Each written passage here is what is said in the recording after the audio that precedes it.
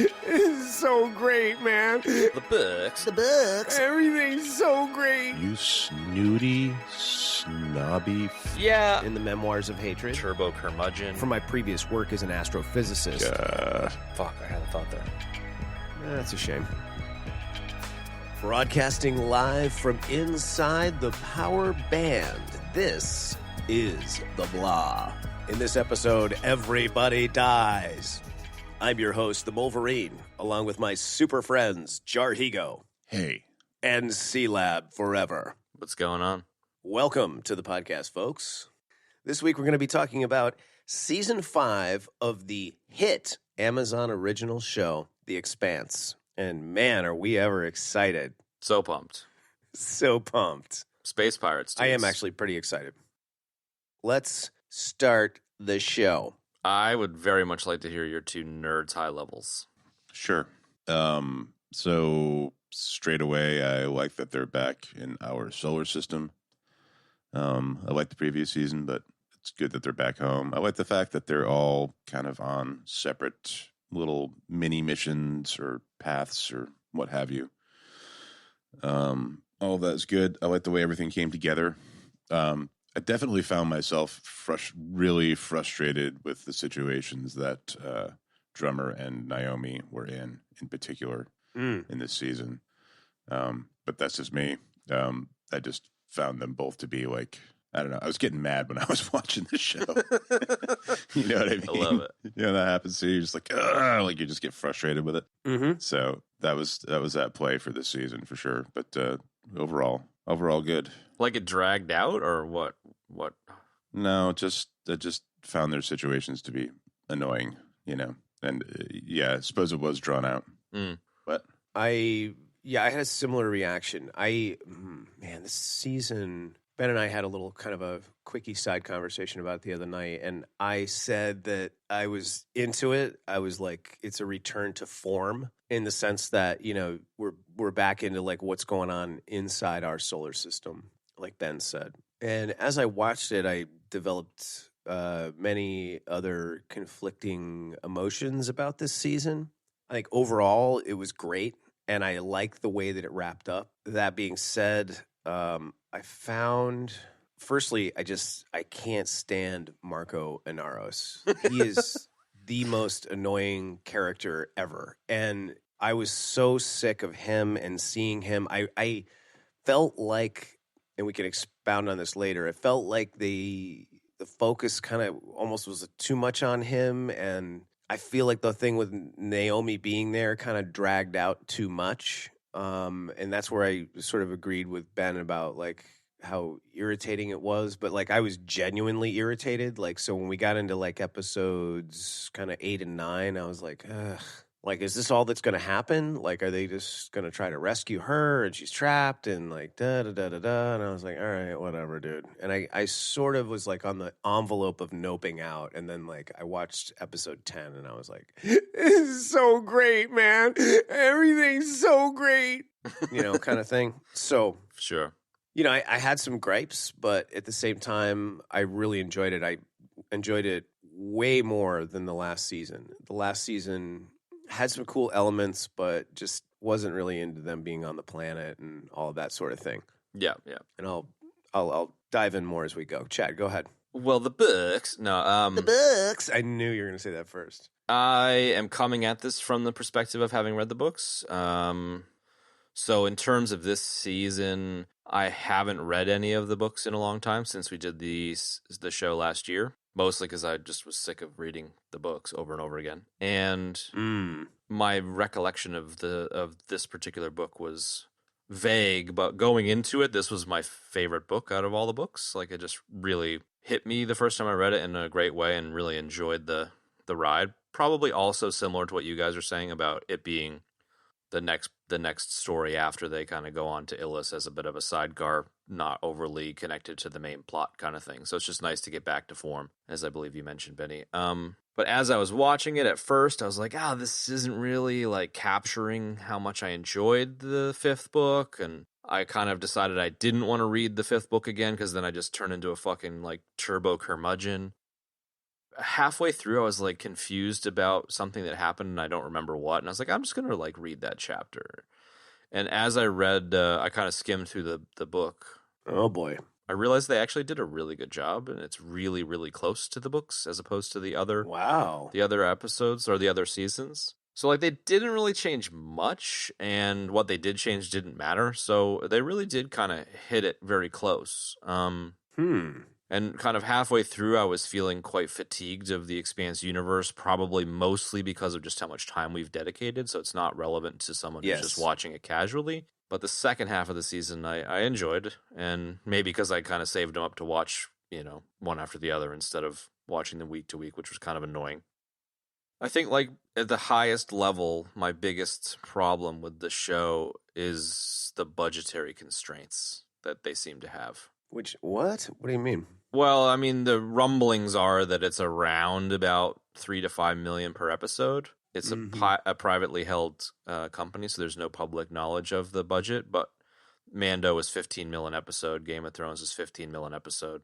I mean, there's a Reese Witherspoon, Jennifer Aniston show on Apple that's like a serious Anchorman, and that's $15 million or $11 million an episode. So like they're spending peanuts on this, and they're making a hell of a lot of hay with very limited money. But I feel like the budget limitations are really holding the show back. And I would love to see what the same mob could do with $15 million per episode. But interesting. Wow, I never thought you were going to say that. I would just, there were times where I just kind of wish they had more money because I feel like that's the constraint. They're very talented as a crew. They're clearly very talented as a group of actors and writers, etc. And they're doing a good job. And they've got the original authors on board, so it's becoming more clear to me that it's budgetary. But that's kind of my highest level thought. Interesting. Based on that, I would say that almost makes me love it more because, I mean, they're really producing like a top quality show with low dollars. Sure. I mean,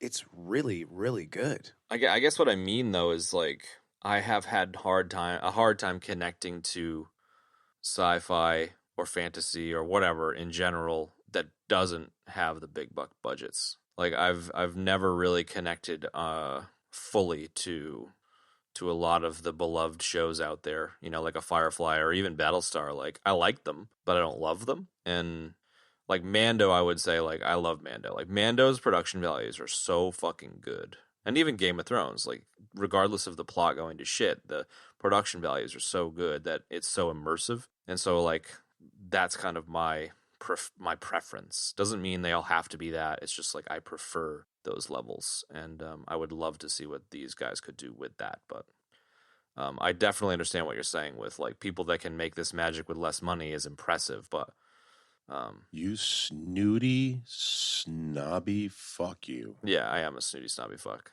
Totally, dude. Right? If my algorithm never goes above a 5, it's pretty clear I'm a snooty snobby fuck. Yeah, when like 800 of your movies are like below 5. There's 6, and that's it. And there's like 20 above 5. You're snooty. Yeah, it's me. It's a me thing. It doesn't mean I'm right. Your middle name is meh. Yeah, exactly. Yeah, totally. Wow.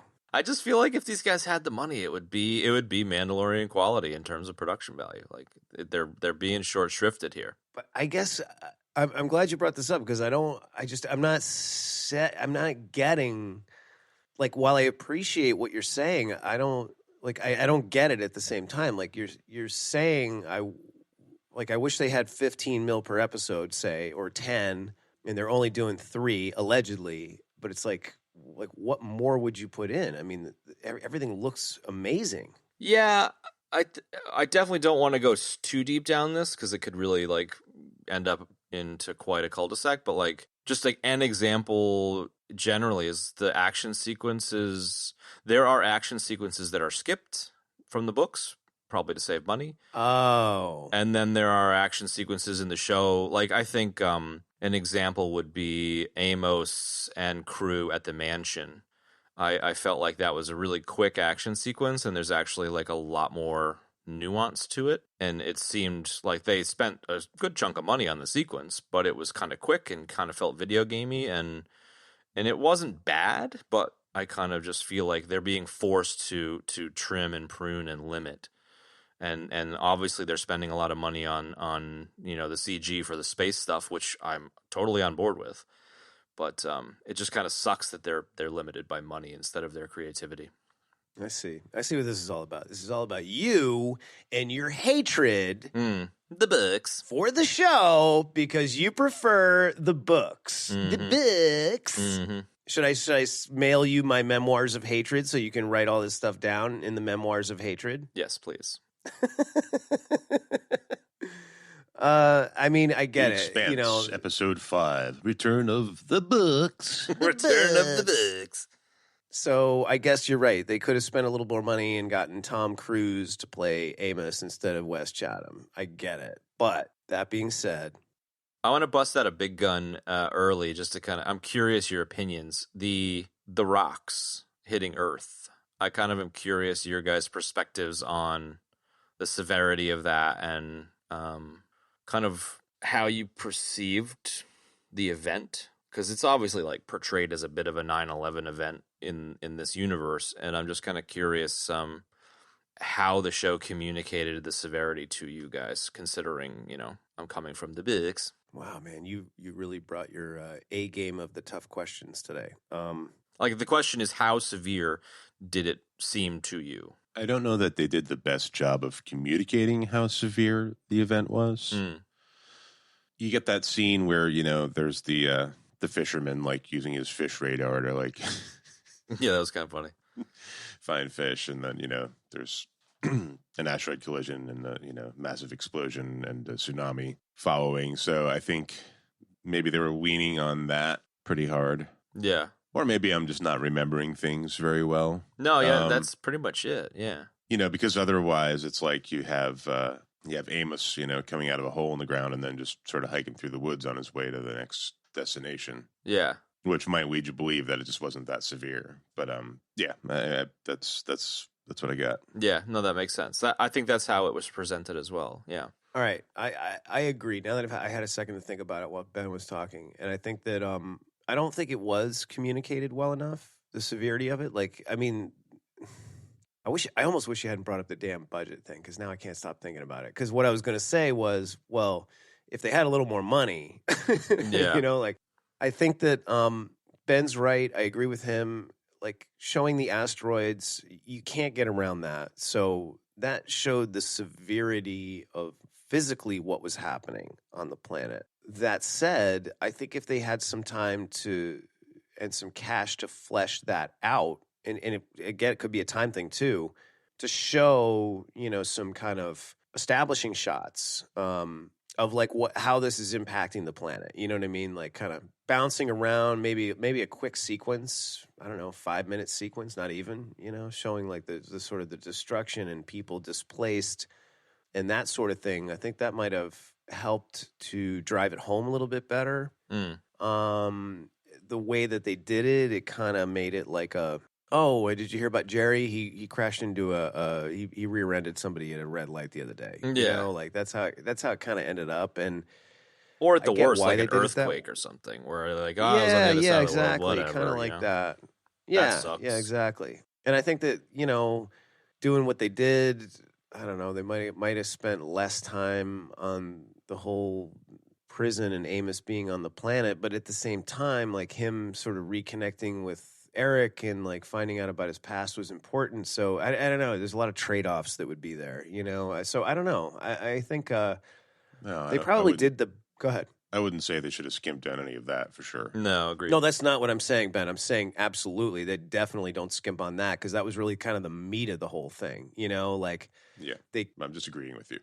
Well, let's make sure we're talking about the same thing. So I don't think they should have skimped on the Eric stuff and his past, but really, like we knew about Clarissa Mao from before, and honestly, I totally forgot about her because I don't remember the other seasons. But her being in the prison, you forgot Peaches? I know, I forgot Peaches. Yeah, I did forget Peaches, and they could have abridged that. You know what I mean, and kept the focus on. So if there's three. All right, trying not to do a crazy deep dive here, but here's the thing. You've got... No, it's worth it. Amos's past, Peaches, and the destruction of the planet. Those are the three main events that are happening in Amos's thread as he's going to Earth. I would have put the energy into the destruction of the planet to showcase what that level of destruction would be like, and I would have put the other energy into Amos and Eric and his past, and I would have abridged the Peaches part because we already know who Peaches is. You know what I mean? Like, that's not... If it was like a totally new character that was going to be major, that I could understand, but I think they should have spent less time on that. You know, I mean, I'm not saying that the prison sequence wasn't good. It was great. Like, everything about it was great. I really loved the lead guard as well. Yeah, she was great. She was awesome, but it just seemed like the energy should have gone to the other two things. Because really, when you're talking about asteroids hitting a planet, like, you're talking about like major event. Like, that is almost an extinction level event. You know what I mean? I mean, you know, from my previous work as an astrophysicist and a prehistoric biologist, you know, I'm an armchair astrophysicist. Exactly. That's an extinction level event. So it seems like it would be almost a world-ending event. You know, That's it. If my previous research is correct, that when the asteroid hit the planets, allegedly, and the dinosaurs, you know, were there, and there was like a dust cloud that covered the Earth for 100 years or whatever. I mean, something similar like that would happen. I'm going to have to double-check my data, but I think you know what I'm saying. So that's my drawn-out answer to your question. Like, that's what they should have done. I'll chime in. Did you have something there, buddy? What I was going to say is that in regards to the portrayal, especially as where Amos was concerned and where he was, now that is what it would be like, as far as I know, in areas that weren't directly affected by, you know, the explosion of the asteroid hitting. Mm-hmm. It would take a while before you would, you know, after a X amount of time, then it would just be uninhabitable. You know, it would be far too cold. Yeah. So, you know, I think it's, if they're going to be above ground traveling, it has to be in an area that hasn't been like at the most extreme end of the damage. Mm-hmm. So I get it.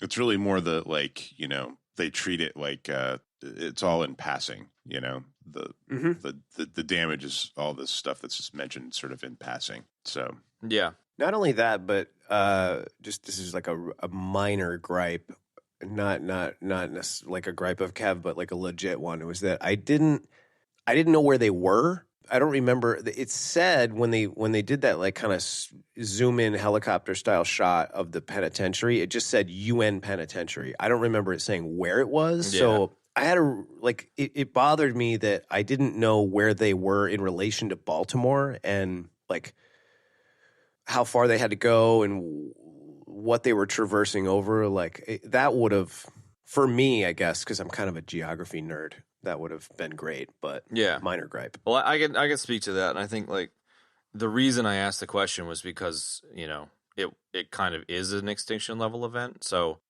where they are, I don't recall if it says exactly, but the journey from the prison to Baltimore is like 3 weeks and hundreds of miles, and they end up on the electric bikes after they kill the dude in the cabin and travel a few hundred. Like they're like on foot for a week, and then they travel another week and a half on bikes, which is like hundreds of miles. So it would have been like, right, I don't know, North Carolina or Virginia or something where they were, and they had to travel all the way back up to Baltimore. And in terms of the asteroids, there were 3 asteroids that struck, and one of the asteroids essentially struck like on top of the fucking prison or like very close by.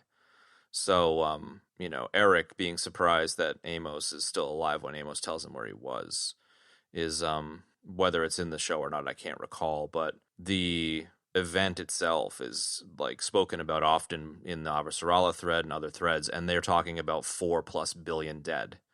So it's a lot. It's a really fucking huge event in terms of the, you know, aftermath. And my remembering of the book was that it was like a dozen rocks, and it's now like they reference it multiple times of like the Earth is dead, like everyone on Earth is going to fucking die, it's going to be an ice age kind of thing. So I just kind of the only gripe I have that, you know, I'll just chuck it up the front here because I do think it's an interesting topic. The only gripe I have is that it didn't really seem to make it clear just how severe that was. And I feel like if they had made it more clear, it would have kind of put more gravity, no pun intended, behind the Inaros bullshit and Right. Belter Uprising and all that kind of stuff. So Mm.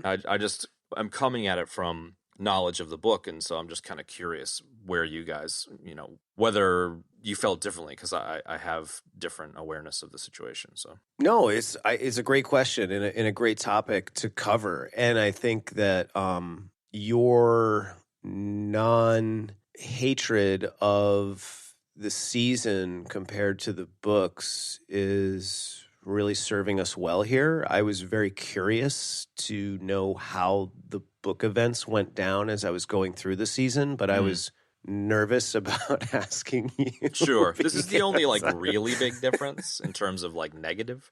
There's some minor differences that, we can touch on later that may or may not be interesting, but this is the only real gripe I've got. Okay, that's good. And it's not even that big of a deal. Like the same idea as got across. I just feel like it kind of, I don't know. You just don't really get an opportunity to tell a story about like the end of the world very often. That's As not we know a 2012 disaster bullshit movie. It's like the end of the world from the viewpoint of the entire solar system as inhabited is like I've never seen that before. So it would have been kind of cool to see. Yeah, right on. It's clear that everybody's taking it pretty fucking seriously. It's clear that Drummer's taking it seriously. It's clear that, it seems to me that everybody's taking it completely seriously. It's just, I guess maybe the difference here is that that event would have a hell of a lot more impact if people weren't already, colonizing space. Yeah. It's like, yeah, the planet got fucked up.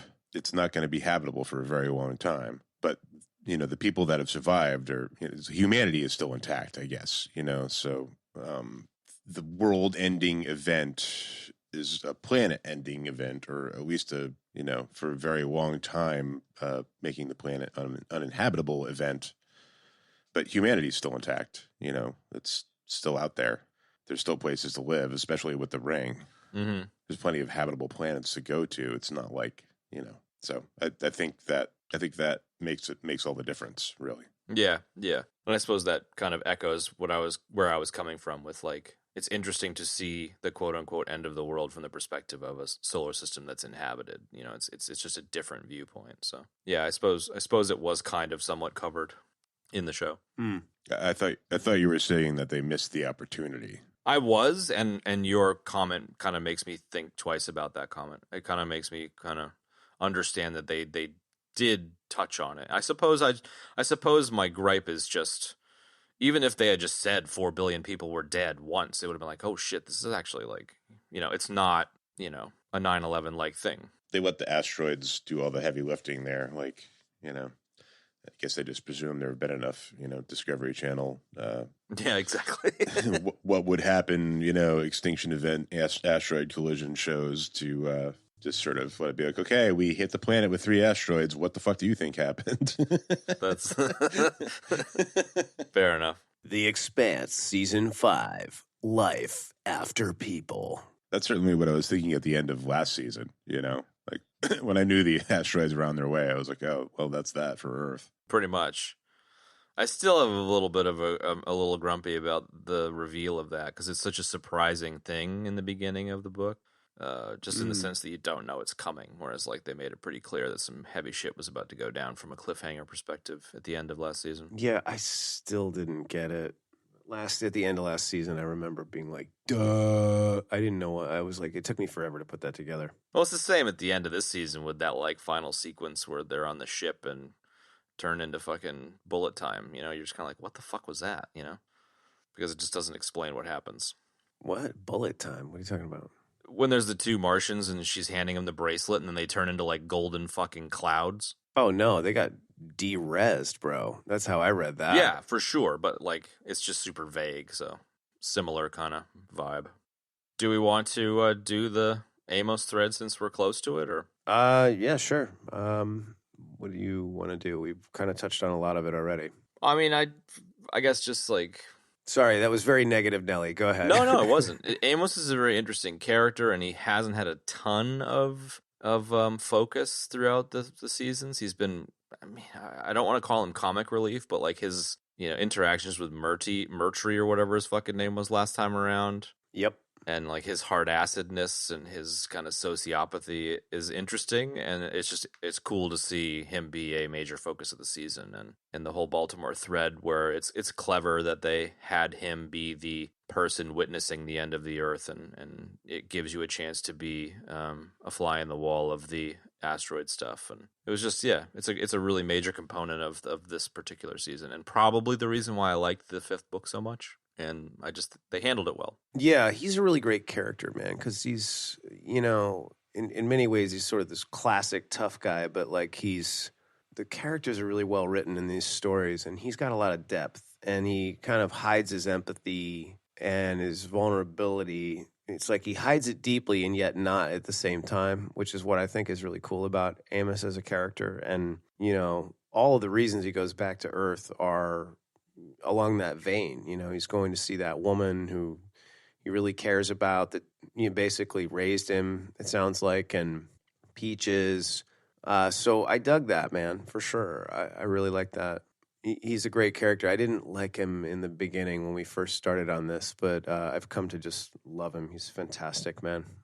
I think it's great evolution for the character, Yeah, there you go. He's come a long way since the beginning of the ride in terms of figuring out and getting in touch with the things that Amos wants to get in touch with, which has a lot to do with what you were talking about, Kev, like sort of discovering his empathy and wanting to be part of a family and, wanting to have people in his life. But it's still Amos, he's still like, when he meets his, we'll call her his mentor or stepmother or whatever, when he goes to the apartment and meets, her lover Charlie. that survived her. What's that?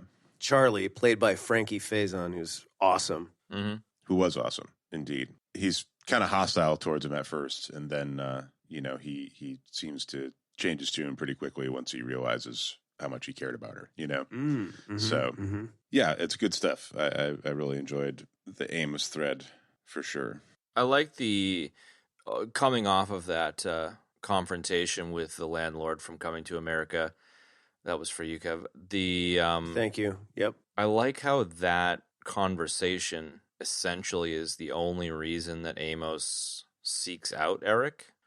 It was like Charlie being like, "No, man, I got to move out. They're gonna fuck me," and he's like, "Oh, I'll go sort it out," and he's doing it as a favor to his, former mom, surrogate mother. And it kind of sets that whole thing in motion, I like that he's so like binary. He's either off or he's on, and it's like he's off Frankie Faison and he's just gonna like beat his ass, and then as soon as he makes it clear that he cared about the surrogate mother, he's like, he flips the switch and now he's like, okay, I'll help you, and just is like a fucking juggernaut, he's like a freight train just blasting through people to get to Eric, and then he's like, all right, Eric, we're gonna do this, and if you don't, I'll fucking kill you. And he's like, yeah, cool, all right, whatever. It's just it's an interesting he's such a unique character in that sense. He's developing his moral compass, but like it has no fucking subtlety at all. None. Like, yeah. It's like you said, it's very binary. It's either on or it's off, and yeah, I know what you're saying there. He cuts through the bullshit. Yeah, I don't know, man. I don't know if I agree with a lot of that, actually. I think that he's a straight shooter, Like, I don't know. I don't think he's a juggy in the sense of, like, X-Men juggy. I don't know. There's more to him than that. And sure, that might have been a poor choice of words, but I think whatever, man. I mean, look, I think that there always was more to him, and I think he was clearly a guy that experienced a lot and has gone through a lot of pain as well, So we've seen him open up over the course of these 5 seasons, right? And that's a great thing, and he's all about the crew of the Rocinante. That's his family, and we've seen him open up even more because of that, and that's a good thing. I think that he's just a straight shooter, and maybe Ben was right. I mean, I don't know. I feel like the moral compass was there. I feel like he's opening up more, maybe, instead of developing the compass. I think the compass was there, maybe not. But see, that's maybe where I disagree. Yeah, I see him more as a straight shooter. You know what I mean? So there's no subtlety in in that respect. So it's not that he's binary, being black and white necessarily. He is a multifaceted person. It's just he's not afraid to say what he thinks. He's not afraid to stand up to people. Like that's very kind of, I get that. I don't know. Maybe that doesn't make any sense. Maybe it does. I think his conversation in this season about tribes is where it's at. Like, totally. It's not on or off binary or black or white binary. It's in or out. You're either in the tribe or you're out of the tribe. And if you're out of the tribe, he will fucking kill you without a hesitation. All right, I can dig that. So yeah, sure. I don't particularly agree with the moral compass. I think that his hard knock life was such that he didn't have the luxury of a moral compass and started to develop one by his exposure to the actual straight shooter, which is Holden, and observing Holden's decision making, especially in the first couple of books/seasons.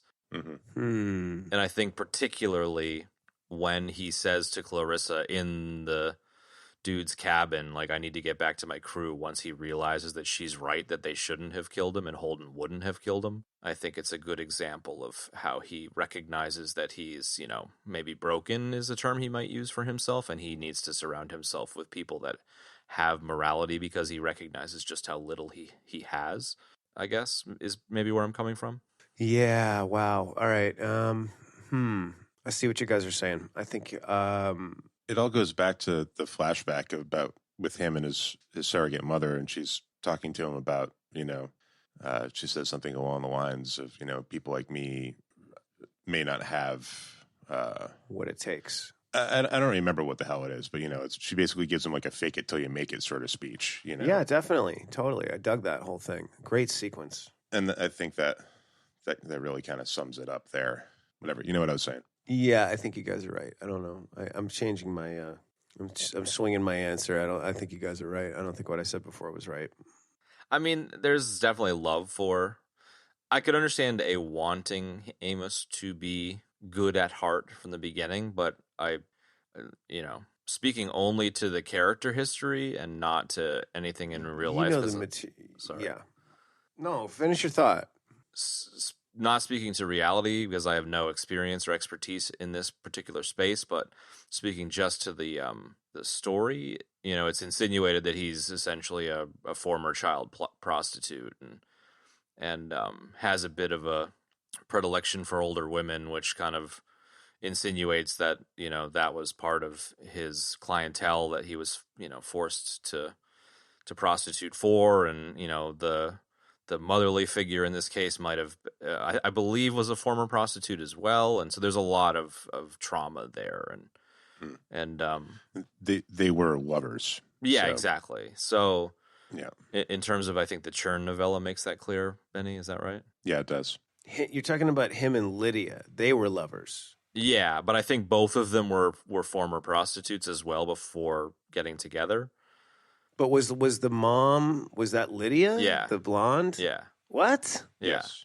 Oh, dude. So it's like I think it even might have touched on it in the show, but I think it's like we're broken people, we can never be fixed because of what's happened to us, and they kind of like come together as broken people. And obviously the abuse continuing from the perspective of anyone with, outside of it recognizes that it's not an appropriate relationship and it's by definition abuse. But like wanting Amos to have a kernel of goodness left, I think is nice, but I think it's a little quaint because you're not going to come out of that type of abuse with, I don't know. It's just you could imagine that would be very destructive to the psyche of the person, and so it makes his approach to life a lot more understandable, I guess, maybe for lack of a better word. Yeah, I'm with you, man. I think. I mean, look, I don't. You know the material way better than any of us. I don't know it. And I don't even remember what the hell I watched in seasons 1 through 4. Sure. I mean, I remember a lot of it, but a lot of it I forgot. So I can't really say. I just think that, I don't know, binary I didn't like that. That seems too simple to paint him into a black and white binary corner and be like, oh, he's very binary. It's like, I don't know. Yeah, it's fair. The tribal thing, I think, is a better choice of words. Well, I think what you said, just right now, like the trauma, like all of that. I mean, there's a lot of layers to that guy, So anyway, whatever. Let's move on. No, to be clear, I was only referring to how he seems to react and respond to the people around him. Yeah. Like he lacks subtlety in his moral compass. Yeah, There's same. no gray areas for. Yeah. I'm almost saying the same thing that you were saying. Like, it's just that's how he reacts. He's either, you see it happen in the scene with the landlord from Coming to America. Yep. You see that happen there. He goes from like you're not in the tribe to you're in the tribe. And I'll help you. And then he hooks him up. Yeah. The only kind of other things on the Amos thread, two little quick scenes that I think, flesh out what we're talking about is the walking up to the drug dealer and being like, I want to talk to Eric, and then just absolutely fucking hammering the dude and being like, do you want to be my Love friend that. kind of thing was really like a powerful example of that. And also the final scene where he's like, hey, Holden, can we talk? And is like, says some weird, vague shit. And then he's like, oh, yeah, it's all good. Like he completely misreads the situation and just assumes Holden's going to be okay with someone who tried to murder him coming and living on the ship. And it's just such an Amos thing to do. Totally. It was good, though. I like that. Yeah. Okay. Well, that exhausts. That's the show. So long, everybody. Why don't you guys pick a character or thread and we'll talk about it? I'm going to defer to Senator Higo. All right, we may as well go with the jumping into the frustrating. We'll talk about Drummer. Yeah. Do it. Let's get pissed.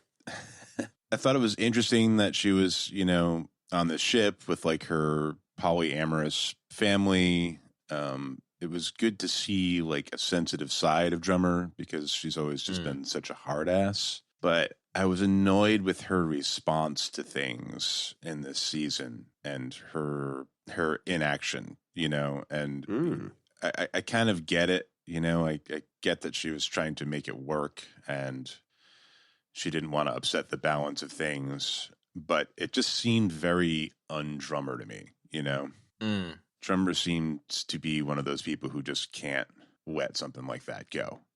She certainly hasn't previously. So watching her the entire time just suck it up and suck it up and suck it up. And the longer it went on, the more I became resentful towards her, like her main squeeze, her girlfriend there.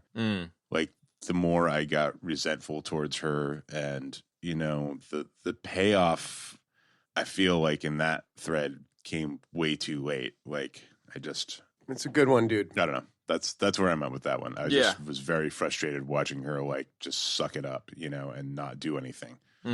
Yeah, I took that differently. I saw that. I know exactly what you mean. And I think that my take on that was that she was always like a guns blazing type of person. If somebody did something, she was going to, cut their nose off or whatever. And I feel like she grew over the last couple of seasons as a character and kind of realized what was more important, and it wasn't always the best thing to do to whip out your AK and run in there, so coupled with what Marco was doing, he had clearly had Martian collaborators. He had all of these ships, the potential to run the whole thing. I mean, the guy is such a narcissistic egomaniac, like in a real scary way. I feel like she was biding her time and waiting for the right moment because I think she saw that she was like jammed right between a rock and a hard place when he pulled her in there, for the meeting, and it was just like, I've got to hang back with this dude for now, or he's going to shoot me in the face right now, and then wait. And then when the opportunity comes later, I'm going to, go ballistic. That's how I read it. So, and that is uncharacteristic for her. So I agree with Ben there, but it sounded like, Kev, you might have been saying that it was development of her character. Is that what you were partially saying? Yeah, growth and development. Yeah, so it's kind of a bit of both from my perspective. Sorry, I interrupted you if you had any more. No, it's fine. I mean, I could be wrong, but that's how I read it when I watched it. So I don't. Yeah, I don't know. I don't know. It's not an agree disagree. I just that's how I took it. Yeah, so sure. I don't know. Maybe you're right. I really feel like it was dynamic until the last minute. Like, I feel like when she decided to take over and help Holden, that was right there and then. Like, she had it. She wasn't going to take any more. As opposed to, like, you know, the minute they met up with Marco and Aras, she was, like, plotting something, you know. Yeah. No, I still feel that's what she was doing because she was, I don't know, whatever. I think I just...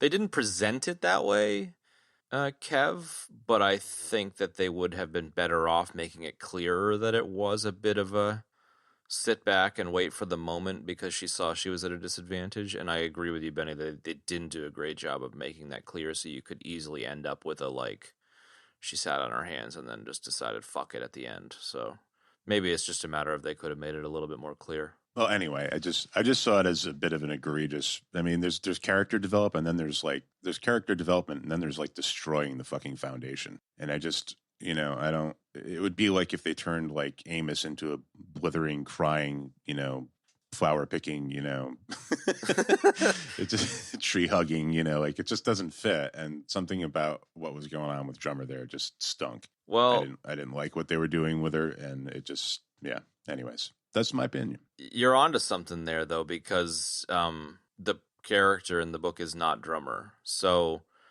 Drummer is only the head of security that works with Fred in, I don't know, book 2-ish, and then she's gone. And there's a woman named Michio Pa who is the co-pilot to Ashford on the Behemoth when they steal the Jehovah's Witness ship and go out into the Ring Gate, and it's now Medina a Mormon Station. Ship, dude. Sorry? Mormon. It's a Mormon ship. Whatever, same shit. No offense to any Mormons or Jehovah's Witnesses out there. So, Michio Pa is like kind of straight-laced, by the book, I take orders. And then Bull, the guy in this season, is actually Fred's right-hand person that goes out and ends up causing the insurrection. So, Michio Pa and Bull are combined to make the Drummer character. Interesting. And so it kind of doesn't surprise me that Drummer in this doesn't feel like it's how she would do things, because it's kind of, I get why they did it, but it's kind of not her anyways, and it kind of doesn't line up with how she would have done things. And so maybe they just found themselves painted into a bit of a corner with Drummer trying to plow through material. I mean, if they ended up doing the Drummer Michio Pa thing, like Drummer would have disappeared for 3 seasons and then she comes back now and you'd be like, who the fuck are you? You know? So I get that they combined multiple characters into one actor, but it kind of makes sense that it's a bit weird. I actually watched a thing where they were talking about this, and they decided that they liked Kara G so much that they just kept that character in the loop. Like, they decided to make her a permanent part of the show. Right. So they just kept giving her those jobs to do instead of bringing in new characters, basically. So, yeah, that makes sense. That I like her. She's awesome. She's amazing, yeah. One of my favorites, and why it was so frustrating for me, this particular arc. That's fair, yeah. I get it. I still don't see that, but I think I would love to, if I had, infinite amounts of time to go back and rewatch everything that we've already watched so I could, kind of get a better feel for it, because I'm not sure. But that's what I still hold by that. Like, I don't think they totally deep sixed her. I saw it like, take it from the point with the ring, and she's like kind of really stepping into a larger command and leadership role on Medina Station, and kind of running things with burnt-faced sea captain. And frosted Lucky Charms. Like that's where I feel that's why I'm trying to like delicious. Ground what I'm saying a little bit more. It's not just like an off the cuff thing. Like she was starting to get more command and leadership there, and that kind of I feel like it kept growing from there. So by the time we get to here and she's commanding 3 ships and doing all this stuff, I feel like she's like kind of grown a little bit more and realizes she needs to be a little bit smarter. And you're not always like, whip your knife out at the first sign of somebody spilling your coffee or whatever. You know what I mean? So that's where I was sort of holy shit, I can't speak. That is what helped me to get to the conclusion that I came to, Ben and Chad. Very concise. And we're back, Z105. I think we're out of agreement here, Kev. So if I said Paris was the capital of France, would you agree with that? Yeah, I would. Okay, great. We're back in agreement then. If I remember correctly, the whole drummer thing in terms of saving Holden, none of that shit happens, and it was all excuse for an action sequence at the end of the season. Burn it. Burn the film. Burn the books. How dare they? No, it was good. Anyway, I do actually wish I had time to go back and rewatch it because now I really want to know if No more. if the writing was that good and she was growing as a character, or if she wasn't. And Ben's right, and I should just burn the whole thing down. I kind of am riding on both of your motorcycles. Maybe my final thought there is that's some stunt driving, Chad. yeah, I'm doing a Van Damme split across two motorcycles. Whoa. The scenes in the kitchen where there's tons of tension in the polyamorous crew, and like the tension's broken a couple times, and a couple times arguments break out. I kind of liked the realism of how being cooped up. I mean, Jesus Christ, we've all been very cooped up this year, so anyone can resonate with the shit that comes out of that. But they're like, there's lots of tension, lots of, stale air, and they're all frustrated with each other, and they're all frustrated with the situation. And she's just kind of like doing her best to keep her calm, but you can still see the rage, old school drummer kind of bubbling under the surface. So I kind of feel like you're onto something there, Kev, with her growth. I don't know. I was like, it was interesting to see her with the various lovers, and see this sort of tender side of her. I liked seeing that, in from that same perspective. And I also enjoyed just the interaction with the crew. It made the Belters more human to me. Like, I really enjoyed them emoting in a positive way because I feel like up until now, and this is like a quasi gripe, I guess, it's just they're all like bravado and being shady and grifting and killing people and all this sort of thing. And it's like we didn't really get to see a ton of that. And so I really enjoyed seeing that interaction with the crew. They were very much like a family, and I dug that. I mean, even outside the polyamorous, I hate that word, situation, like the whole crew was like a family, and that was cool, I really dug that a lot. But I think that it was good to get some depth on the Belters because I was just I got to be honest with you, I was getting a little bit tired of the whole Belter thing. Yeah, you mentioned a couple times that you were pretty frustrated, so it's cool that they kind of turned the corner for you a bit. I mentioned what in previous episodes? Yeah. Oh, I did. Oh, well, hello, old Kev. I'm current Kev. I don't know. I was getting fatigued on the Belter Creole thing too, man. I was like, I don't know about this anymore. So there you go. I just threw a gripe down. What? You want to talk about that? Yeah. Anybody feeling that or no? Anybody feeling any fatigue on that? Nah, I'm all right with it. I get it. It would be annoying having to fucking act it all day, every day. That's for sure. Yeah. I mean, I don't know. It's just it's an interesting patois. I mean, I guess whatever. I don't know. I probably shouldn't say that. I mean, because it is well executed, and we did watch that video of the guy who helped create the language, and it was like he put so much time and energy into it. It's like you can't knock that at all. I think it helps differentiate no doubt the cultural frustrations between the groups for sure. Where to next? It's your pick, Kev. I guess. Can I just say one more thing about that? I guess part of it too was I got kind of tired of the dumb hick auto mechanic kind of vibe. I want to I don't know. Just I feel like there should be or there's got to be more to the Belters. I want to see more of that instead of I'm going to space you because you spilled my coffee. I don't know. Maybe I'm just fucking whatever. Just forget it. Move on. It is good coffee out there, if you ask Holden, Oh, my God. Somebody needs to die. We have no deaths. I mean, Jesus. What is going on here? This coffee is terrific. This coffee is terrific, Alex. Well, that's a segue. It goes with my new job as a DJ on Z105. That's got to be a segue into Holden then. He kind of plays second fiddle in this season, so be able to cover it pretty quickly. Yep. He was second fiddle. He was great. Love him. Let's move on. You're right. I didn't really think about it that way. He was kind of second fiddling, and I don't know. It was good. I liked it like that. And it doesn't mean that I don't like Holden. I love him. Like when I I groaned a lot at the very beginning, of the very first season, but I really have come to love all these characters, and it doesn't mean that I don't love Holden. It was great to see the focus on the other people for a minute, you know? Yeah. But still getting like a really great connection, with him and Naomi and all that sort of stuff. So, What did you think about the Holden stuff in this one, Betty? I mean, second fiddle. I don't know that I'm feeling a second fiddle. Kind of just a a thing. minor story, maybe. Maybe he was like the skinniest thread out of all the threads, maybe. Yeah, he didn't. Well, yes and no. I mean, he's kind of in the middle of a bunch of shit that's going on. I guess I get what you're saying. It's sort of somehow in the background, but he's there at the end.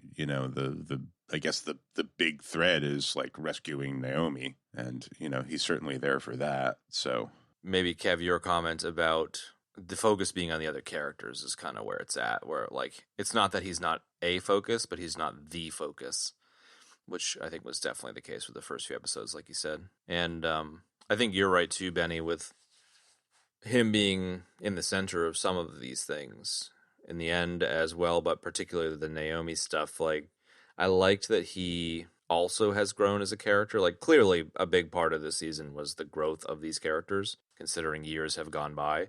And I like that he, doesn't rush off to help Naomi like he would have in any of the earlier seasons. He's kind of really come to terms with his leadership and kind of maturity and stuff. So I appreciated that little development of his arc. Mm-hmm. He's also in a situation where it's not just up to him, Yeah.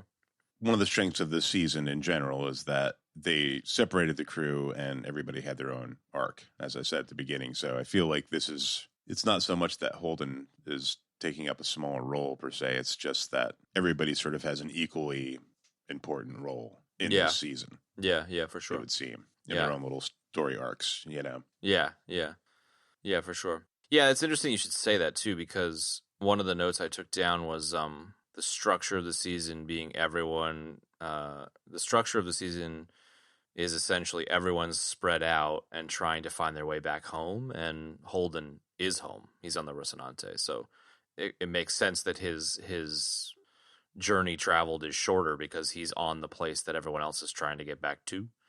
So similar idea. He's keeping the home fires burning. That's it. Keeping the coffee on the burner. Don't worry, guys. I'm keeping the coffee on the pot. It's like doesn't sound like him and yet does at the same time. It's so funny, dude. Yeah, I have no idea what I'm going for there, but yeah. Just keep going where you're going because it's funny as hell. I'm picturing him like standing in front of the space sink, scrubbing the like lasagna out of the corners while like sipping on a coffee, kind of like getting a little choked up because all of his buddies are gone. Oh man, I wish Alex was here to make some more lasagna. Or brownies, right, Benny? He made brownies last time. All edges brownies, yeah. Mm-hmm, mm-hmm. My new special all edges brownies. Just a super quick question while we're on the Holden thread. What did you guys think of Bull? Well, I was ready to spend an entire section on him because he's awesome. Jose Zuniga is great, and I loved the character. Clearly, likely a new addition to the crew, and because now they don't have a pilot, so I'd say that's a wrap. Yeah, it's confirmed. Say that. Yeah, I'd say that's a wrap. Yeah.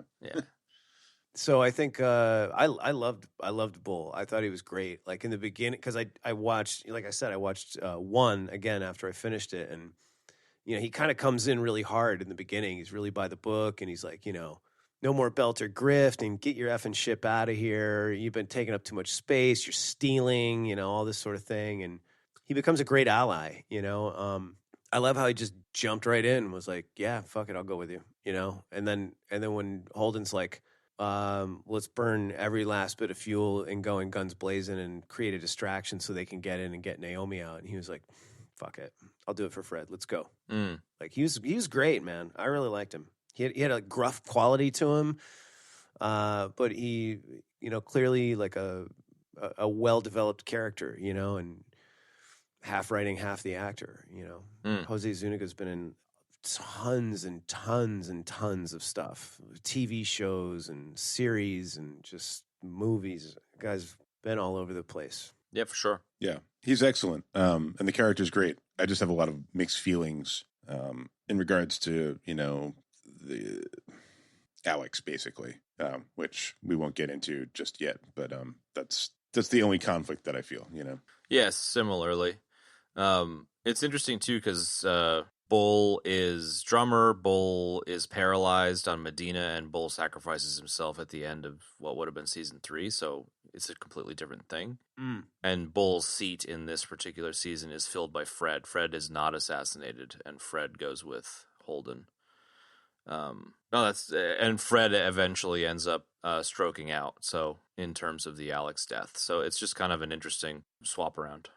I really, I wish Fred hadn't gotten assassinated. I love the character. I was really glad to see him back, like, see more of him again, so it bummed me out when he got greased. I kind of liked that he strokes out in the novels because it's such a rare thing for a main character or a major character to have a health issue instead of just like a glorious battle death. But I understand how, like, having him assassinated here puts a pretty, exclamation point on the whole situation and keeps things tight. So I agree it's unfortunate, but I get it, and I'm dead. Yeah, I like Fred Johnson. I do think that his death gave some gravity to that arc, though. Yeah. But it is a bummer. Yeah, he was cool. You there, Kev, or did you eject or something? Yeah, no, I'm here. I just listening to the fan on my freaking laptop, wondering what the fuck is going on, man. Okay, little buddy. Yeah, man.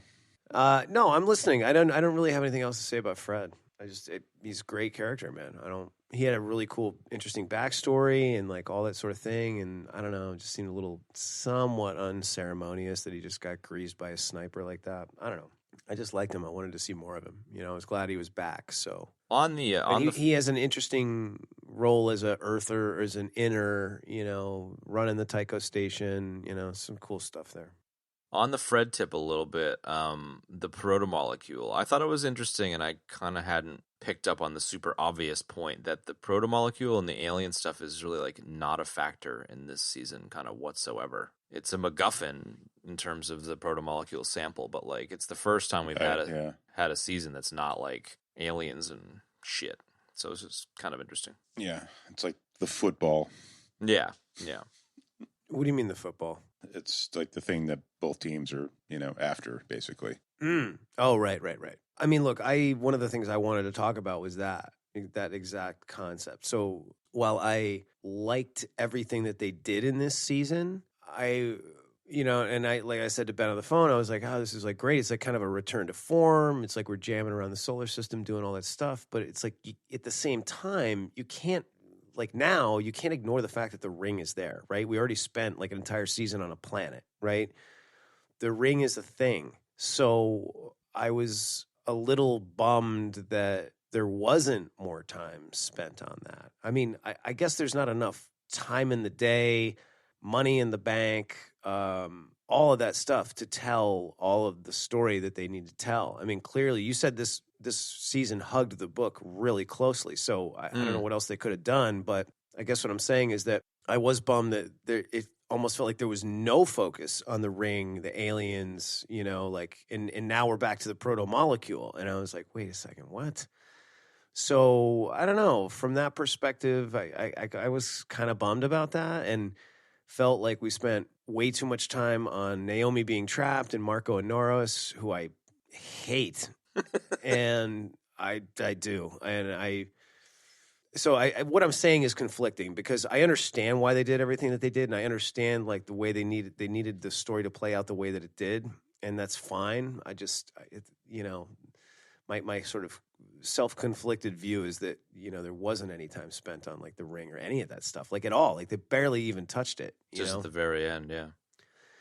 But, again, like, there's so much content already there. I mean, like the whole thing with the rocks and Avasarala, basically, I never saw that coming in a million years. Her coming back and being in charge of everything again. I was like, whoa. Yeah. We should touch on that. Touch me, I'm Dick. We are huge in Belgium. Go ahead. We probably are. The Bigger than we are here. fair enough. I'm getting a the. Go yeah, ahead. I'm tired. Are we moving on to Avasarala here? No, I wanted to touch on the Did you want to touch on the protomolecule stuff? No. I don't. Fucking love when you do that. I mean, to be honest, man, we're all bitching about them going through the ring and just being on a planet through the entire last season. Now they're back on the home turf, which I think is the more interesting. And I'm not happy about that either. Well, I'm happy about it. It sounds like you guys aren't. I'm fine with it. I was more making an observation that I hadn't considered before. I think like it was the right move. You know, the first 3 seasons sets the whole thing up. The 4th season seems to be a bit of a palate cleanser, you know, and then this season is setting up for the remainder of the story, which we can get to this as well later I didn't realize they were stopping after next season because there's going to be 9 books. So they knew from the get-go they were only going to get a max of a 6th season out of Amazon. But I feel like this season's, getting back to form and setting up for the kind of climax of the story. So it didn't bother me at all, and I like that it was character driven instead of protomolecule driven. So it didn't bother me at all. I agree. I think to try to be clear, both things were real for me. Like I loved the season, and I loved that it was like back in the solar system. But it's like you can't deny like all of this stuff has happened with the ring. It's like to really not even mention it is like. I don't know. It seemed a little weird, I guess, is probably the better way to say it. Not that I didn't like it or it bothered me, but that I just found it a little odd, that it was like, okay, well, why am I not going to talk about that at all? Because that was like pretty major, man. We got some weird alien tech just messing everything up. Like, I don't know. I mean, clearly they're going to go back there, which is fine. And we got a taste of that at the end, and I just thought it was odd. That's all. In a way, it's kind of fitting that humanity encounters multiple alien civilizations and 1,300 wormholes, and instead they just start beating the shit out of each other. It very much fits with my understanding of humanity now. So, yeah, no, I think this is what we were just talking about this in Endymion in a couple of weeks ago. It's just like here we all are in the future, and we're still just the same bunch of jackasses. Nobody's evolving at all. Yeah, which is a decent segue into the Avasarala thread with all of the UN stuff. So maybe it is a good time. That's why we call you Segway, bro. Hey. Talk to me about Avasarala. I love her. She's great. She's awesome. I wish I could do an impression of her. She's got such a great voice. Dude, the best. She smoked like 400 packs a day, I reckon. She did or does. I can't believe I'm going to say this, but my voice isn't deep enough. Dude, you got the deepest voice out of all of us. I want to get Diane Rehm to play her. I'd have to smoke a pack of cigarettes and then wake up way too early and, just have that that fucked up voice box going on in order to even try to approximate it. Yeah, it's like breathy and slightly raspy and deep, and then there's the accent. Like it's such a great voice. She's awesome. She's a badass character. I love her so much. She's just so she doesn't swear as much as I would like. She swears like 40 times more in the books, but she's great. I like how I'll tell you what her killer combo is, man. Is that she's such a straight shooter, not afraid to say what she thinks, but there's so much great passion and so much great empathy behind her, and that's really what I think drives the other part of her personality. Like she's really cares about what happens to all of these people. And it's evident when she's talking about her husband who she lost, which was a bummer because he was a small character, but he was a great character and I really enjoyed him. And also how she was kind of seeing through the veil of like, Marcos Inaros, like destroying everybody and getting everybody fighting each other and, kind of being like, yo, unity, bitches. We need unity, so that's what I like about her. She's great like that. Yeah. And I love that she came back into power. Like I said, didn't see that coming at all and really dug it. Did you go yet, Benny? No, not as such. Just remarking on the voice. What did you think of her coming back into power and stuff? Did you see it coming? I definitely didn't put it past her. I think it was interesting that, she didn't, she got there the right way this time, Yeah. She got there by having a strong moral compass and making the right decisions and leading by example, and everybody followed that example, Mm-hmm. Basically by standing up and saying, like, no, this isn't right. I can't be a part of this. I'm leaving, when they wanted to attack the Belters. In the past, she might have been a little more up to make a power grab or, do something along, some kind of maybe a little bit shady political sort of maneuvers to get her power back. And she really went about it the right way this time, I think. Well said, Benny. It's interesting to see that she, I feel like I can't think of the name of her husband, but Arjun.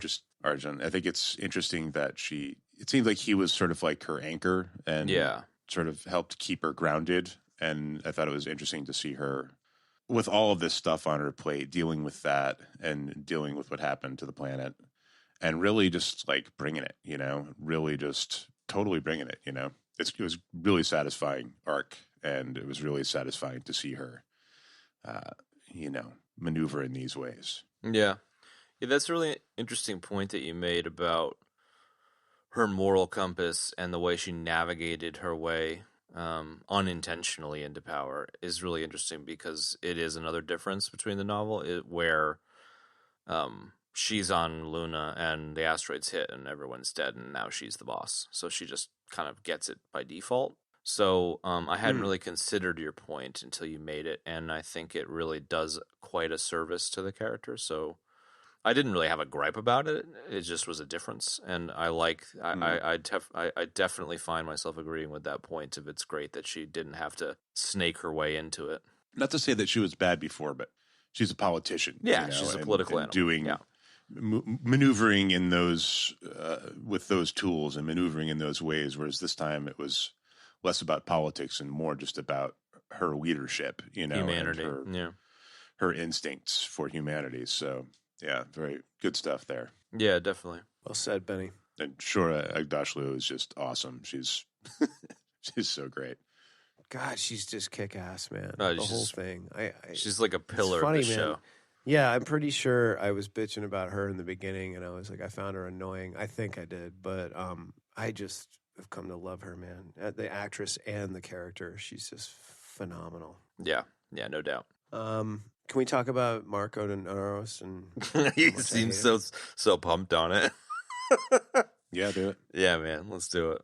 Most annoying character ever in the annals of this show, and all of the various villains and characters that we've talked about over these few years. I cannot wait to see this guy get his, because I cannot stand him. He is so annoying. And kudos to the actor for making him so annoying, and the writing for making him so annoying, because I just want to put a fork in his eye. I don't know. I can't stand him. He's just obnoxious, and all of his proselytizing and, just so into himself, and like really sad to see the kid just freaking drink the Kool-Aid and go down that road with him. Watching the kid go down that road was really upsetting.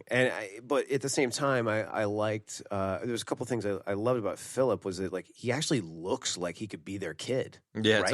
Totally. Like, I mean, he was like, they found the most genetically perfectly sort of mixed between those two people actor to play that part. I was really kind of blown away by that. And he did a good job.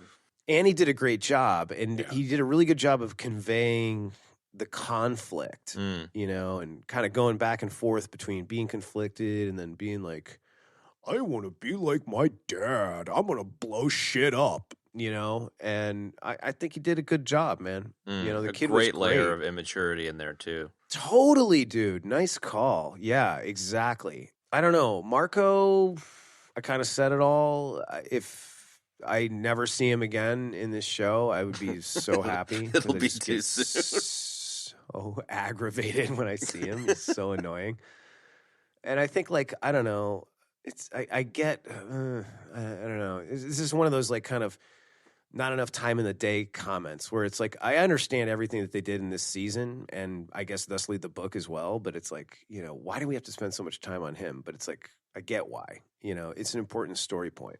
Yeah, it helps flesh Naomi out in terms of seeing her history, and it turns out the abuse that that relationship caused her and whatnot it helps flesh out her history a bit. So at least it's not just some rando fuckhead, No, it was definitely not rando fuckhead. I mean, there's a lot of reasons why he's there, like fleshing out the Naomi part, like, the dynamic with the kid, like him just taking the whole, like, we've been beaten up for years, now it's time for revenge, which is ironic because as he was ramping that up at the end of last season, they, the Belters kind of stepped up and established themselves more and became more of their own entity, stood up for themselves more, I feel like. So it was kind of interesting how at the same time that was happening, we start getting the Marcos thing coming at the end of season 4, and how, instead of diplomacy, I'm just going to get a bunch of big rocks and throw them in your house, throw a bunch of boulders through your house, man, and we'll see what happens then, So it added another interesting dynamic, like the Martians, clearly some Martians kind of getting in league with him adds an interesting dynamic. Like one of the things that I found very interesting from 4 and this season was just how Martian society just completely changed and like is sort of not disintegrating, but reconfiguring, man, in the face of like the rings being there, because they're like, oh, we can just go get our own brand new planet now. We don't need this crappy old planet. Yeah. Anyway, what about you, Benny? Are you a push Marco out an airlock kind of guy, or where did you fall on that one? Airlock's too good for him. Fair enough. Agree. Yes. It's the other arc that frustrated the living shit out of me, watching it unfold and watching everything that poor Naomi went through, and kind of wondering how she was managing to stick it out, because it didn't seem like there was a lot of payoff going on in terms of, I understand nobody could ever turn their back on their kid, but, the fact that he just kept falling for his dad's bullshit was really frustrating to watch. Yeah. And I get it. They did a really good job, but Keon Alexander was great. He's just really, it's hard. I can't imagine that it's easy to play somebody so unlikable. And he does a fantastic job. And the writing was really good in terms of, almost in some places in the story, making you see like the power of his, charisma and almost has you drinking the Kool-Aid a little bit, if it weren't for the fact that that he's so fucking manipulative. Yeah. And evil, and the vicious, whole plot of like sending asteroids at the Earth is like cutting off your nose to spite your face. It's like you're going to starve the fucking solar system, you idiot. Yeah, exactly. Just moving ahead with that plan, sort of on your own, and forcing all these people, forcing everybody's hand, including, to a certain extent, Drummer's hand. Yeah, it was a really frustrating arc to watch. It was really frustrating watching Naomi go through all of that. And it was really frustrating that Philip kept falling for Marco's bullshit, that he just kept like allowing himself to be manipulated that way. Yeah. It was tough because you could see that, like, he almost saw the light, like he almost got there. Almost, yeah. And then just through basically being insulted and put down by his dad, he fell right back into line. Yeah. Like, wow, you're weak. Yeah. It definitely... Yeah, he definitely knows how to push people's buttons, for sure. Yeah, it definitely kind of, in my view, perfectly encapsulated the immaturity, in terms of like, I don't know, it's like, now that I'm a bit older, looking back on my teenage self, I'm just like, oh God, I was such an idiot, and it's like, no, but he's loved like this love. And it's like, dude, you're 15. Like, you don't, like, or your parents being like, don't smoke. It's stupid. You're like, fuck you, I'm going to smoke. Like all of these things that you do that are just so dumb. And your mom is trying to tell you in this case, like, your dad's manipulative and he did the same thing to me, and you're like, no, he loves me, you know. And it's just such a great way to, you know, play off that immaturity thing. I feel like Philip has never had a chance to think things through for himself. Really. Yeah. You know, Agreed. He's always been told what to think and how to act, and you know, well, I can't imagine it's easy to break that kind of conditioning. Yeah, and they touch on that. There's like some kind of roundtable discussions in the extras. I don't know if you guys saw that, but no, it was nothing earth shattering. But they touched on that a little bit, where Dominique Tipper is sitting with Keon Alexander, and they're talking about things where Philip, I just forgot his name. Where Philip, I thought you might have cut out for a second. Yeah, go ahead. Where Philip had only ever been told the history from the dad's perspective. And so when, you know, he's told that his mother's weak and his mother abandoned him and his mother sucks and his mother is just a piece of shit and she's super weak and she's super weak.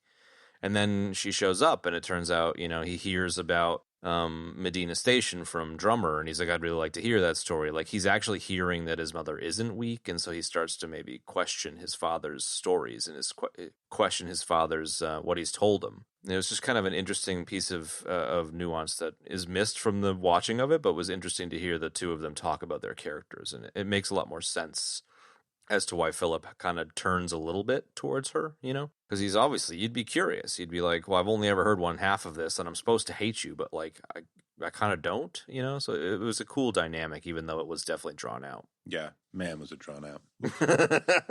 Fair enough. What did you guys think of the spacewalk, of her going into vacuum? How plausible did you find that? We've seen this before on this show, and my response is that we've seen it before. So when did we see it before? I don't know. This show honestly has made me change like how I think about that stuff, because one thing I was thinking about the other day was that I like is that there's a nonchalance about, is that a word? Yep.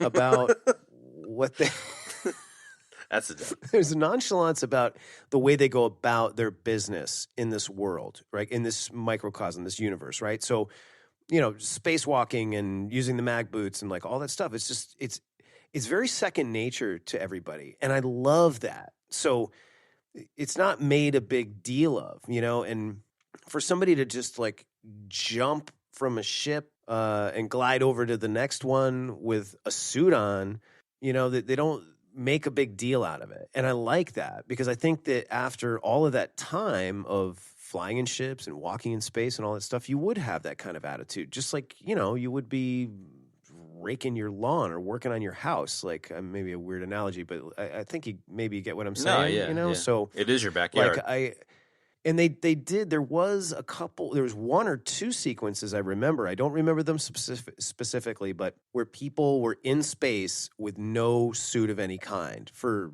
like a couple of seconds and they were fine. And this was definitely way more than a couple of seconds, but I didn't find it that unplausible. I mean, my understanding is like, if you hold your breath, you're all right. It's if you don't, like, that's where the decompression comes in, and I don't know. I mean, what the hell do I know? I'm only a prehistoric biologist and a astrophysicist. This is not my area of expertise. Fair. Sorry, I'm done. Benny, plausibility of it? This is something that like movies apparently had been getting wrong for a long time, and now they're getting closer to reality. Not that I am a physicist or you know, any such thing, but you know, the idea of like you know, like the Total Recall, like tumbling out of your glass bubble and like, you know, your eyeballs popping out and like, you know, your face swelling and all that stuff is not really which was the best. Is not what happens. And apparently it is true that, you know, you could survive a short, you know, journey outside, although you would, you know, have frostbite and all these kinds of, you know, issues going on. So it's plausible, I guess, that she, you know, for dramatic purposes, they kind of played that scene out for sure. And, you know, she brings like, I don't know, I guess like adrenaline or something with her to inject, like, as she's, right, you know, takes as much as she can take and is about to pass out. And is that what that was? Bit of a Mia Wallace situation. Yeah. I thought it was, I couldn't tell what it was. First, I thought it was the detonator for the ship. And I was like, oh, she took it. So then she's good. And then I was like, well, maybe it's like some sort of. This is so stupid. I may have imagined it, but you. Oh, please. You're going to love this. Please continue. I was like, is that some kind of rocket pen of some kind? Or maybe with like. A fucking rocket pen? I don't know about you guys, but like sometimes my mind goes to like sort of the dumbest places. Like Lucy K had a bit like that, where he talked about how he sees the little old Asian woman and he thinks that that's the kid with the two people. Like, Right. It's the same kind of stupid thing. I was like, maybe that's like a rocket pen to help propel her across this vastness of space so she makes it into the ship. I love it. Nope, just some meds or something. It was her EpiPen. She got stung by a space bee. Yeah, I was gonna say it was a tube of spree. Ooh, fuck yeah. Yeah, it was. It was some Mentos she was gonna mix with her Pepsi and propel herself to the other ship. Is that a death? That's a death. Mentos and Pepsi. Yeah. You either ejected to look up old Spree commercials and blew my joke for me, or that was a death. I think it's kind of a double death because I full disclosure, I was looking at Wikipedia. Well, fuck you very much. I was not looking up Spree, but I was reading about Jose Zuniga. So okay, well, go fuck yourself. Fuck you very much, Kev. Thanks for that. So either I get a double death, or you get a death and I get two, or you killed me. It was one of those deaths. You killed me through your apathy towards the show that you're supposed to participate in. That old chestnut. It's been a while, to be fair. No, it has. You're right. All right, so you're gonna close your Wikipedia window and join the class. Join the show. We still got time left. Wow, no deaths, and then in one fell swoop, we had like the ultimate sort of death blossom. Yeah. You get any other threads you want to cover, Benny? No. Proceed. Sir. All right, so let's talk about Naomi on the ship for a second. She was on a ship, and then she got rescued. She was on a ship. It was great. The end. Good job. Next topic. That would have been a tough scene to do as an actor, man. Just by yourself, pretending to have had a hard vacuum experience for ever and ever and ever. It was, you definitely got the how beat the hell up she was. That was very clear, and that was great. The shriek that comes out of her when she like regains consciousness is just gotta really give it up to chilling friend of the show Dominique Tipperhair, because she fucking brought it.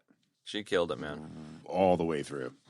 Agreed, man. All the way through. But especially through the ship sequence, that whole part was just intense. Yeah, really intense. It was nerve-wracking, too, because I was always like, man, I at times I was like, oh, this thing could just blow up at any second. And then I realized I was like, no, it's a trap. They're going to blow it when everybody gets there. But still, it was just very anxiety-inducing, Yeah, and her going into the unpressurized part of the ship to like manipulate the signal, and she's like pushing it further and further, and like I kept worrying that she was going to like pass out and not make it back. So please don't let her die like that. That would have been lame. Yeah. No, it was really intense. I mean, she had to talk about doing some heavy lifting, man. I mean, just kind of expounding on what Benny said. Like it for her period this season, just a lot of heavy lifting, like doing. Really connecting with, like, I don't know if she's an actual mom or not, but, as an actor, you draw on experience oftentimes. And, well, there's a lot of ways to approach it, but that's one way to do it. And, if she's not a parent, she did well because, she really had to inhabit that whole space and kind of deal with that angle. And then the whole thing with the ship, like, a lot going on there, man. A lot going on there. So kudos to her. Yeah, I definitely got a, this is for you, Benny, Heath Ledger Joker vibe as a Batman death. In the sense that, like, prior to Heath Ledger passing away, and nothing to do with his death based on my understanding of things, he had to go to a very dark place for the Joker. And I feel like similarly, she seems to have had to go to a very dark place to, spend an entire season getting the shit kicked out of her by this crazy narcissist and, smash up against her son who isn't overly interested, and then to have to go through this like Tom fucking Hanks castaway moment on the ship. Like that would have been just such a ton of just brutal acting. It's super impressive. I concur wholeheartedly, man. Yeah. I definitely, maybe this will segue us nicely into the next thread, but, after she jumps out of the ship and she's just like tumbling through space and we're not sure what's going to happen, she's not sure what's going to happen. Like when Bobby catches her, that whole scene was like super, like hit me in the feels. It was super emotionally intense. And, the fact that she is just, the way they shot it, like you can sort of hear Bobby talking through the helmet and she's behind her and like just everything that's basically just, Dominique Tipper's face really is all you have there, like just getting the oxygen back and just, and just sobbing there in her suit. Like, God, it was just so intense. Just really powerful moment in television. Definitely. You could not have said that better. And that was probably the best sequence in the entire season. It was so good. I felt the same way. I watched that last night and I was just blown away. Like it was the perfect way to shoot it. The close-ups literally stuck on the side of her helmet. Yeah. Seeing her face and then the background being blurred so you can't really tell what's going on. Like it so brought you there with her, that disorientation, Yes. And yet hearing the friendly voice muffled, like it's like you're so disoriented and you're safe now and your friend is there. Like it was perfect. It was so perfect. Yeah. So well executed. It really put you in there with her, Oh my God. In the way, yeah. Sorry, go ahead. No, it's just like, hearing Bobby's voice through the helmet, not being able to tell what she's saying, but hearing her through the helmet and just reacting to that, just knowing that your friend has found you and you're going to be okay. Like, man, it was just so, it was really powerful. Yeah. And then couple that with, I'm going to go ahead and segue in the Alex death, like just was like the perfect 1-2 punch. Cause I actually had to rewind it cause I didn't get what happened straight away. Like I was so captivated by that part, right? With Naomi and Bobby, and Alex is like, bring her on in. It's been quite a ride. And you're like, yep, okay, whatever, like got it. And then, she's like, Alex, can you open the door? And you're just like, wait, what? No, Betty, no. Terrible. Yeah, I didn't touch on this a minute ago when I asked you guys about this spacewalk in terms of its plausibility. I asked you because I was worried that the show wouldn't have sold it as plausible, and I'm glad that it did because, I was just curious your interpretations. And similarly here with Naomi jumping out and getting saved, I was curious if the show sold it as plausible because it's such a powerful moment, and I was curious if my awareness of the book context would have made it more plausible or not. So I'm glad that you guys had that reaction. And I agree. I hadn't really considered how it was shot, but now that you guys mention it, like it was a perfect way to do it. Because if I remember correctly, they're face to face, helmet to helmet in the novel, where Bobby in the book clinks okay. Yep. it clinks up and.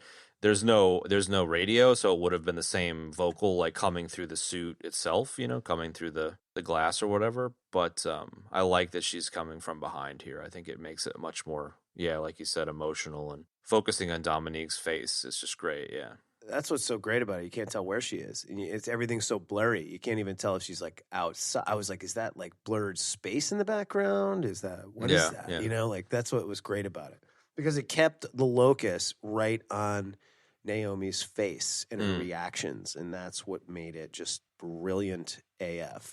Yeah, no, they did a great job. The Alex death thing, I was surprised for a moment, but Yeah, Alex doesn't die in the books, so... But he's dead here. Yeah. I don't think there's a ton of value in getting into the details of what went on with Cass Anvar. If people are interested, they could look it up. But the character death of Alex doesn't really happen and in the novels, and it's a shame that real life shitty scenarios influenced the show in the way that it did. But it's completely understandable. So I mean, it was a surprise to me at the time when he died, and then like 3 seconds later, I was like, oh, of course, I get it.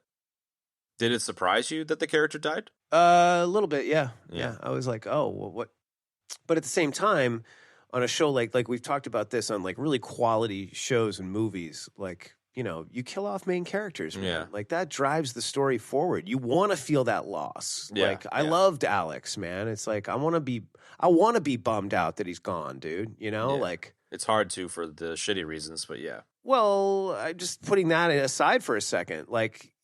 You want to be wanting for more, you know what I mean? Yeah. So you got a loved character, and that character, you know, gets axed in the story. It's like, so be it, you know? Yeah. And it's totally plausible. The stroke out, it's totally plausible. Yeah. Well, that's how Fred And it's almost does. like he knew it was coming because of the way he says that last line. Man, it's been a long ride, you know? And it's like, boom. Yeah. The Very cool. fuck, I had a thought there. That's a shame. All right, so let's... Nuggets stats ratings. Y'all got Nuggets? I have one. No, I was gonna steal it, but you go. You're going to steal it? Then no, go ahead. No, I don't want to I'm not steal falling into that trap. No, go. I hope it's not the no. Nugget I was gonna snipe. I hope it probably isn't. So go ahead. Since you probably have like 10 nuggets, I have none. No, I don't want to steal your Nugget. No, dude, you're my buddy. I love you, man. Just I want you to go first. Go ahead. Thomas Jane Nugget. Yes. I got that's it. He directed episode 3. That was it. Yeah, it's a good one. I thought that was cool. Definitely. Yeah, I thought that was cool. It's a shame he's not in the show anymore. I know, it really is. I really was stoked to see him in this production in the beginning. I was a little skeptical, you know, based on some of the other things that he's been in. That really were probably poor casting choices more than anything else on the part of other people. But yeah, it was cool. I literally just saw that, so that's very cool. What else you got? Yeah, Benny, you did an awesome job of pronouncing Avasarala's actual name. What is it?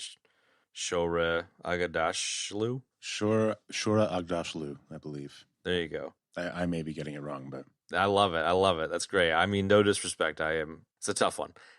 She mentions Thomas Jane directing the episode because she, you know, plays in it a bit. And she was super funny talking about how like pumped he was. And he would just be like behind the camera acting out the scene that she was acting out. You know, he'd be like super excited. And she'd just be like, dude, I'm working here. Can you calm the fuck down? So I like the idea of him kind of spazzing out directing the episode. It's quite funny. Yeah, that's really cool. I got one other nugget that's not that one, where Naren Shankar, who is the showrunner, mentioned in the end, like one of the last sequences with Naomi and Holden in the med bay, where she plays the message that she said for him to read in case of an issue, and he said to her that he didn't read it. It turns out that his wife had cancer and was in the hospital. She didn't die. She recovered, but his wife was like, "Hey, can you go home and grab my computer? I forgot something that I need on it." And when he got there, he found a note that was saying like, "If this doesn't go well, read this," and he couldn't bring himself to read it. So it was like pulled from his life, which was really interesting. Wow, very cool. That's a nice nugget. Yeah, there aren't many other nuggets out there about this one, but I like that one. And that's it. On to the deaths. That's your department, bro. You know what? It's really fun. I was bitching about how there were no deaths, and then in like 1-2 minute span, we all got massacred. Not a bad thing. I ejected on Jose Zuniga, and in doing that, I ruined Chad's joke. So that's 2 deaths for me. My Mentos joke. The Mentos and Pepsi joke, which was funny. And I also killed C-Lab in the process of all of that, which I'm sad about. And then Chad killed Ben with a Batman reference. So yeah, it was a MDK, murder, death, kill. there was an asteroid impact in the hills of Valverde. Oh. That's it. Nice. But we were deep in our underground bunker, right? That's right. Nothing can touch us there. Kind of like the prison. So, ratings. I'm going to give this a 10. Yeah, it's a letter grade, bro. I hope that you were joking there. Please tell me you were joking. I was. Okay. I was joking there. I had to. But I full disclosure, I had to think about it for half a second a few minutes ago. Okay. I was like, oh, wait. Yeah. So I'm going to just give it I've already extolled the virtues of the show and my gripes. Despite my gripes, I still give the show an A. It's great. Yeah? It's cool. fantastic. And actually, the fact that you said that this is, quote, under budgeted makes it even better because they made a phenomenal season of television with less money. Awesome. Cool. Benny? Yeah, I would say as frustrated as I was with some parts of this, I have to give it an A because they really pulled it together with a beautiful emotional ending.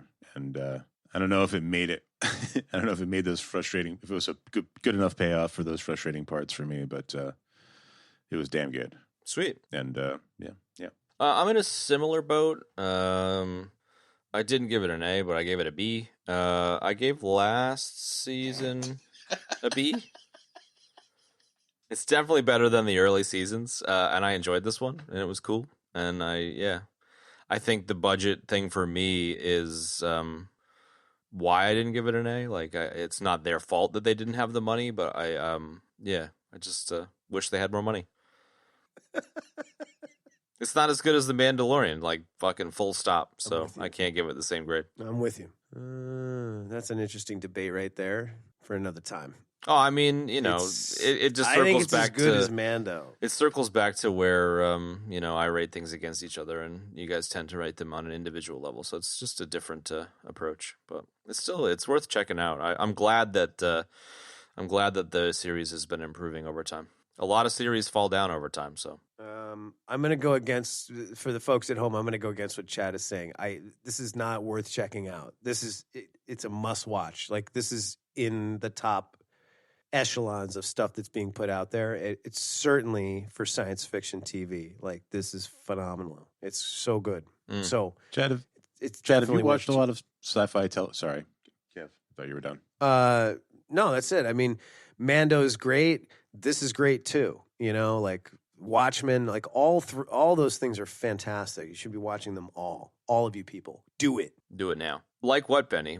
I've watched Firefly. Have you watched a lot of sci-fi television, like in the past? I have never connected deeply to a lot of sci-fi television. I've watched most of the Star Treks. I've watched BSG.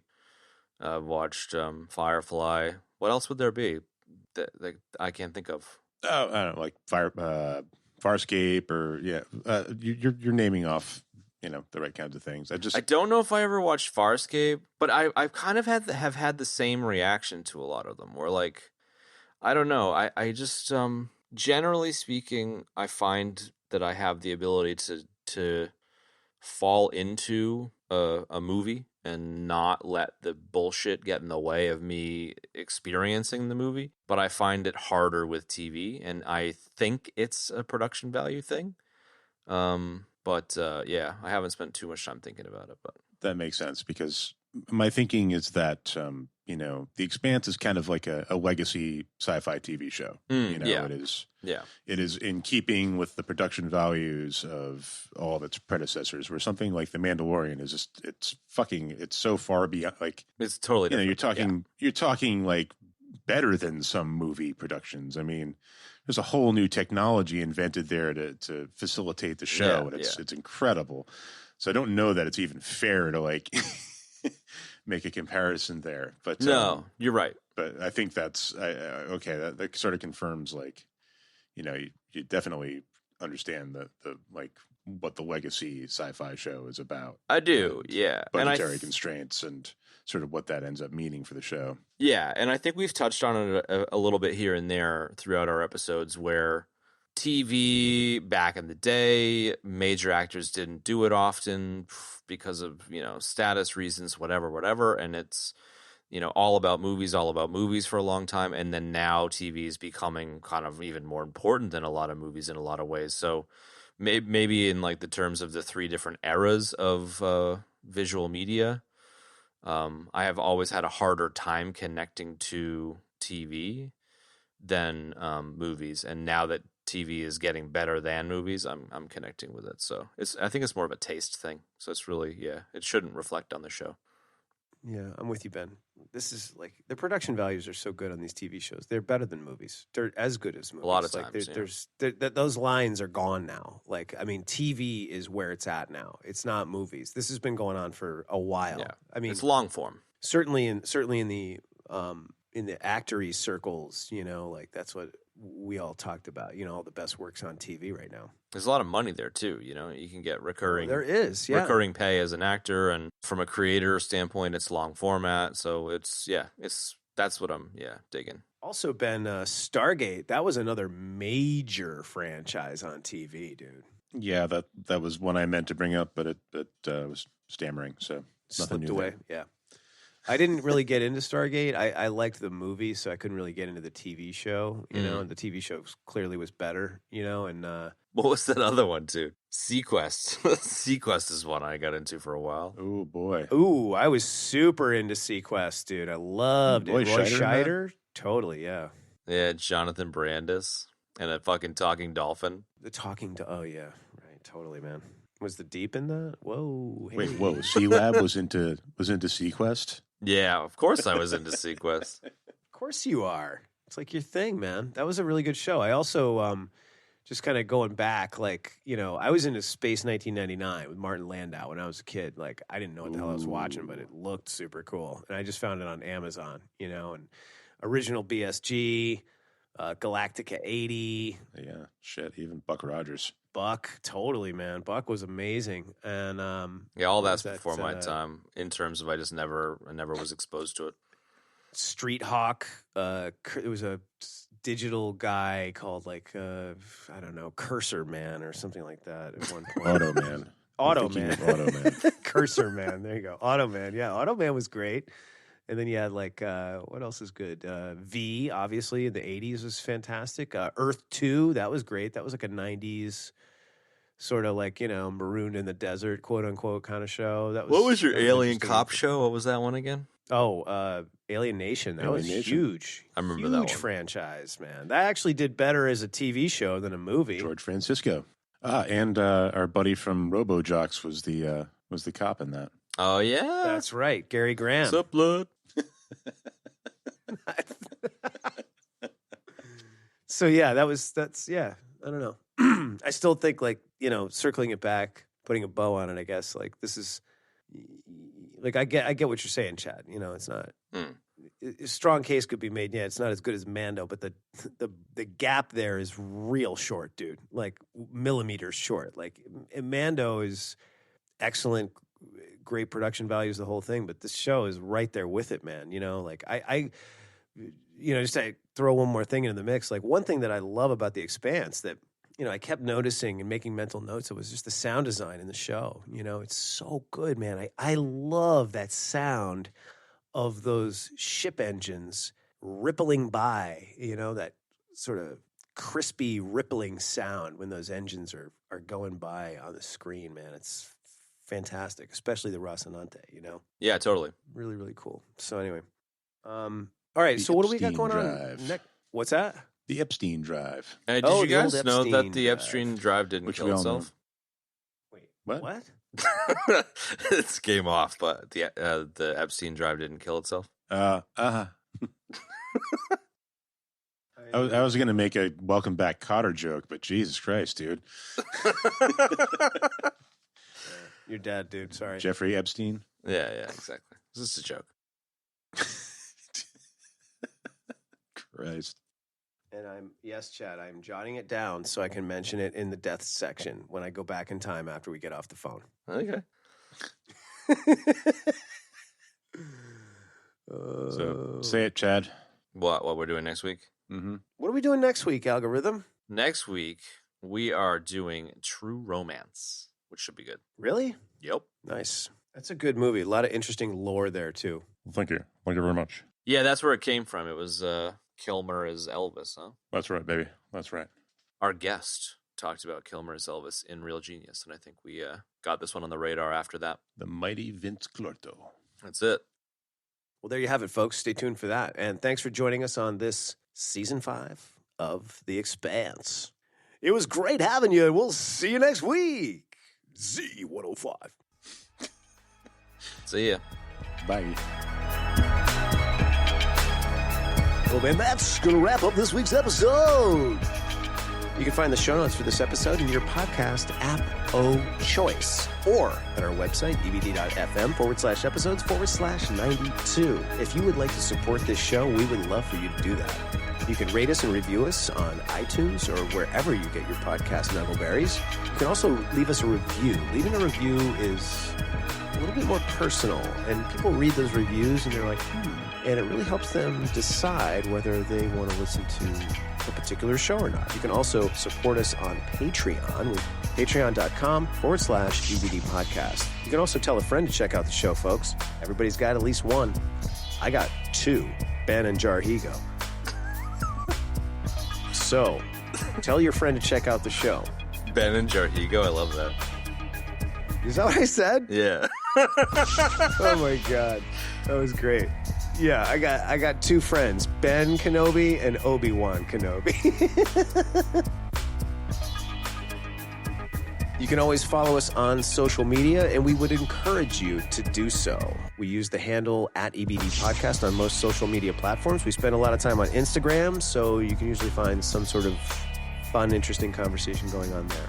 Thanks for tuning in with us on The Expanse this week, folks. Stay tuned for True Romance next week, and we'll see you next time. So long. Z105.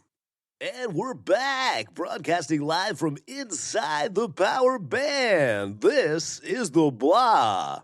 How long can you keep this up for? The whole show, motherfucker.